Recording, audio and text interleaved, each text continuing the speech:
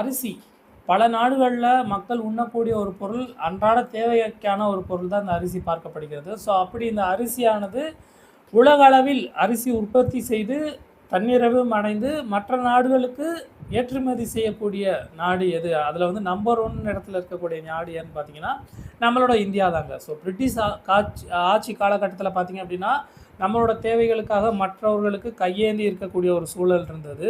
So அப்படி இருந்த சூழல் பார்த்திங்க அப்படின்னா எம்எஸ் சுவாமிநாதன் அவர்கள் தான் வந்து பசுமை புரட்சி கொண்டு வந்தாங்க. ஸோ அவங்க கொண்டு வந்த பசுமை புரட்சியின் காலமாக பல வகையான நெல் விதைகளாக இருக்கட்டும், அந்த வேளாண்மையிலே பல புரட்சிகளை கொண்டு வந்தது தான் இந்த எம்எஸ் சுவாமிநாதன் அவர்கள். அதன் காரணகட்டமாக நம்மளே நம்மளோட தேவைகளை பூர்த்தி செய்து மீதமுள்ள பொருட்களை உற்பத்தி செய்ய, அதாவது பல நாடுகளுக்கு ஏற்றுமதி செய்யும் அளவுக்கு முன்னேறி இருக்கு இந்தியா.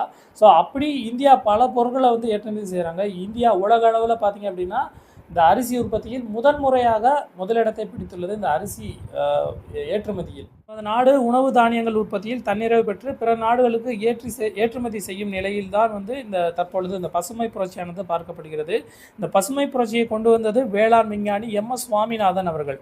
ஸோ 2023-24 காலகட்டங்களில் சுமார் 14.46 கோடி மெட்ரிக் டன் அரிசியானது உற்பத்தி செய்தது சீனா. அன்றைய காலகட்டங்களில் இந்தியாவானது சுமார் 13.78 கோடி மெட்ரிக் டன் அரிசி உற்பத்தி செய்து 2வது இடத்தில் உள்ளது. தற்பொழுது 2024-25 காலகட்டங்களில் வேளாண் பருவத்தில் இந்தியாவானது கிட்டத்தட்ட 14.90 கோடி மெட்ரிக் டன் அரிசி உற்பத்தி செய்து முதலிடத்தில் உள்ள சீனாவை பின்னுக்கு தள்ளி முதலிடத்தில் இந்தியா பிடித்துள்ளது. ஸோ 2வது இடத்துல சீனா இருக்காங்க.